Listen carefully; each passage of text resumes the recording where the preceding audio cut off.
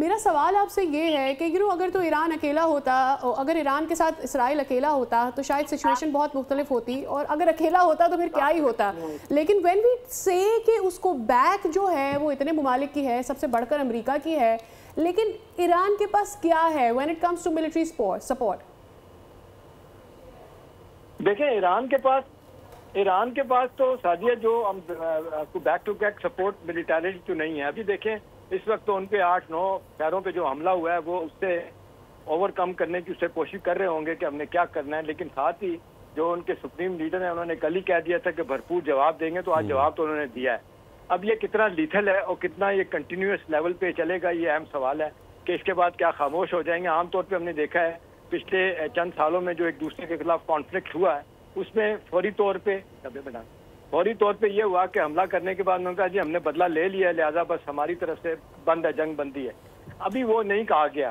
ابھی جس طرح اسرائیل نے بھی آپ دیکھ لیں یہ نہیں کہا کہ ہم نے بدلہ لے لیا اور خاموش ہو گئے، وہاں سے بھی ابھی کوئی جواب ایسا نہیں آیا کہ جی یہ ختم ہوگی بات، کیونکہ وہ تو تلے ہوئے ہیں کہ ہم نے ساری کی ساری ان کی جو ڈیپ ان سائڈ نیچے زمین کے نیچے بہت بڑا ایک ان کا انریچمنٹ کا پروگرام ہے، اس کو تباہ کرنا ہے. میرے اپنے خیال میں جو انٹرنیشنل اطلاعات آ رہی ہیں اس کو ابھی کوئی زخم ایسی نہیں پہنچی ہے. ٹھیک ہے جی بالکل میں اس میں شیئر بھی کر دوں احتشام صاحب کہ جو نیتنز میں ہے ان کا یورینیم انریچمنٹ فیسلٹی، وہاں سے کوئی لیکیج کی کوئی اس طرح کی خبر نہیں، کوئی ریڈیشن لیول اوپر نہیں جا رہے. So you are right on that.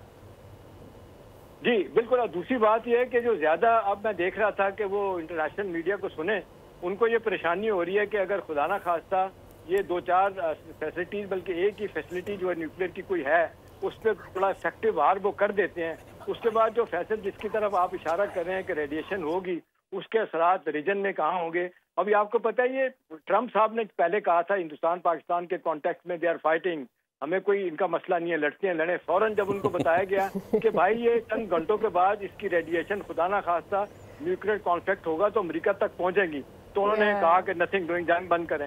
تو یہ ایک پریشان کر رہی ہے. انٹرنیشنل کیپٹل میں آج یہ بات ہو رہی ہے کہ بڑے لیتھل قسم کے کانسیکوینسز ہوں گے. اور ایک بات میں آپ کو بتاؤں، ہیروشیما پہ جو بم گرایا گیا تھا اس وقت کہتے ہیں کہ اس کا جو ٹیمپریچر تھا نا وہ 40 سے 400 ہو گیا تھا جی. اور کہتے ہیں کہ اب یہ خدا نہ خواستہ سعدیہ یہ حملہ ہوتا ہے نا تو یہ 400 نہیں ہوگا، یہ 28,000 کے قریب پہنچ جائے گا.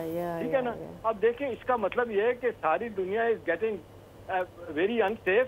اس کے بعد کیا ہوگا اس کا احساس نہیں کر رہی دنیا، خاص طور پہ امریکہ جو ہے، اور یہ ان کو احساس نہیں. یورپین یونین نے اپنے آپ کو تھوڑا علیحدہ کر لیا، وہ بھی اس لیے کیا کہ جس طریقے سے ٹرمپ صاحب نے کہا کہ جی ہمیں کوئی نیٹو سے ہم باہر نکلیں گے، یہ ہمارا مسئلہ نہیں ہے یورپ کا، تو وہ بھی ڈسٹینس کر رہے ہیں یورپین ممالک بھی. ان کو بھی اندازہ ہو گیا ہے کہ ٹرمپ کے ہوتے ہوئے تو وہ معاملات خراب ہی ہوں گے، لہٰذا بھی کہا جا رہا ہے. وہاں پہ بھی آپ دیکھ لیں جو آگ لگی ہے وہ اینٹی امیگریشن لا جو بنے ہیں ان کے خلاف آپ دیکھیں 8 ملکوں میں 8 شہروں میں جس طریقے سے مظاہرے ہو رہے ہیں وہاں پہ، وہ ایک علیحدہ ٹرمپ صاحب کے لیے مسئلہ بنا ہوا ہے.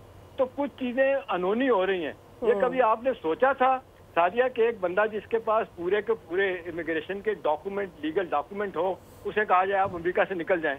تو وہاں پہ تو زلزلہ آیا ہوا ہے. ان کی چاہے عدالتیں ہیں، چاہے ان کے کانگریس ہے، چاہے ان کے تھنک ٹینک ہیں، چاہے اخبارات ہیں، وہ ٹرمپ کے خلاف لکھ رہے ہیں.